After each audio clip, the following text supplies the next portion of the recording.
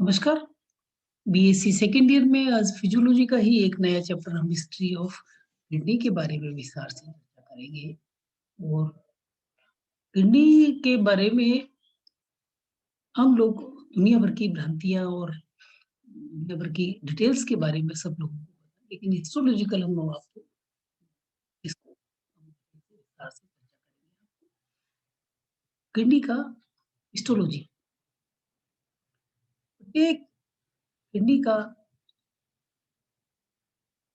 समर्थीकरण card जब card का अध्ययन करने पर इसमें एक बाह्य और प्रांतस्थ व कोर्टेक्स भाग और एक आंतरिक भाग जिसको हम मेडुला कहते हैं, ये दिखाई देता है। अब ये कोर्टेक्स और मेडुला के से अनेकों उभार निकले रहते हैं, जो एक दूसरे में घसे रहते हैं। कोर्टेक्स के उभारों को बर्टीनी के वृक्क स्तंभ और मेडुला के उभारों को पिरामिड्स कहा जाता है। खरगोश का एक अन्य जंतु जैसे इग्ना, मार्सुपियल,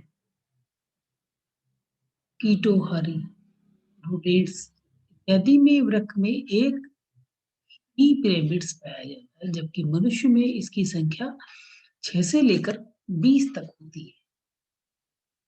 मनुष्य में मूत्रवाहिनी का वृक्क श्रेणी रीनल कोल्सियस रीनल कैल्सियस भाग भी अनेकों शाखाओं में विभाजित हो।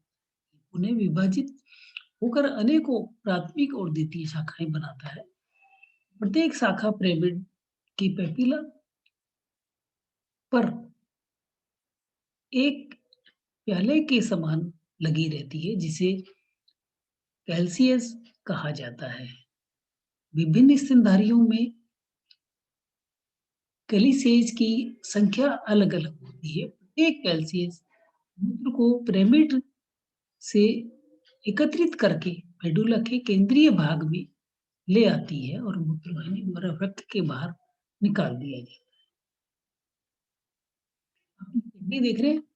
ये पूरा इनर वाला पार्ट है जो मेडुला है, outer cortex, whole capsule structure, ये इसका यूरेटर को जा रहा है, ये पेल्विक रीनल फिर रीनल आर्टरीज,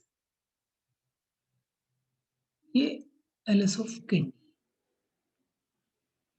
नेफ्रॉन्स, स्तनधारियों में मेटानेफ्रॉन्स एक प्रकार का वृक्क है। प्रत्येक वक्र अनेकों छोटी-छोटी कुंडलित संरचनात्मक एवं क्रियात्मक इकाइयों का बना होता है, जिसे वृक्क नलिका अथवा नेफ्रॉन कहते हैं। मनुष्य में वृक्क के लगभग 20 लाख वृक्क नलिकाएं पाई जाती है, जबकि खरगोश में वृक्कों की संख्या लगभग 2 लाख होती है। प्रत्येक नलिका की लंबाई 35 से 50 एमएम होती है। प्रत्येक वृक्क नलिका मूत्र में निर्माण में संपूर्ण सक्षम होती है। आप ये देख रहे हैं, सामान्यतः नेफ्रॉन्स निम्नलिखित 2 प्रकार के होते हैं। एक तो वल्कुटी और दूसरा जबस्ट्रा मेडुलरी।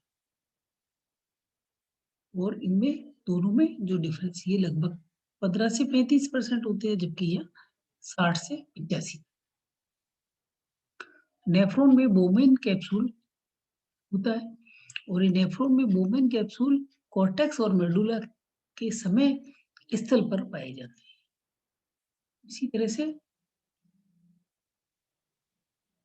इनले लूप छोटे होते हैं और ये इनले लूप अधिक बड़े एवं गहराई तक मेडुला में घसे रहते हैं। ये थोड़ा-सा डिफरेंस है। प्रत्येक नलिका विभिन्न 5 भागों में विभक्त होती है। त्रिभुज, समीप कुंडलित, एनलेस लूप, दूरस्थ कुंडलित भाग और संग्रहण नलिका। ये 5 भागों में किडनी का इस स्टडी को हम 5 भागों में किया है। एलपीजी कैप्सूल्स में आप ये देखिए, ये है वृक्क नलिका का प्रथम भाग, नाभिक व्यास 0.3 mm। इस भाग में एक प्यालेनुमा रचना होती है जिसमें वोमेन कैप्सूल कहते हैं, और ये सल्की उपकला कोशिकाओं द्वारा रेखित होता है। वृक्क धमनी वृक्क के अंदर प्रवेश करके एक अनेक छोटी शाखाओं में विभाजित हो जाती है। ये आप देख रहे हैं आप बोमेन कैप्सूल का ये पूरा डायग्राम, का ये बेसल मेम्ब्रेन आउटर है ये। उसके बाद में ये अफरेंट आर्टरियोल्स, फ्रंट, उसके बाद में ये ग्लोमेरुलर सेल्स, ये वाली बोमेन कैप्सूल और कोशिका गुच्छ के संबंध को दर्शाया गया है इसमें। प्रत्येक अभिवाही धमनियां बोमेन कैप्सूल के भीतर अनेकों शाखाओं में विभाजित होती है, जैसे कि आपने जो अपवाही धमनियां कहलाती है, इन्हीं संख्या बोमेन कैप्सूल में 35 से 50। इस प्रकार बोमेन कैप्सूल्स के भीतर अभिवाही तथा अपवाही कोशिकाओं द्वारा निर्मित जटिल गुच्छ स्थित रहता है। कोशिका गुच्छ अथवा ग्लोमेरुलस प्रकार प्राप्त कोशिकाएं गुच्छ एवं बोमेन कैप्सूल मिलकर एलपीजी कोश का निर्माण करते हैं।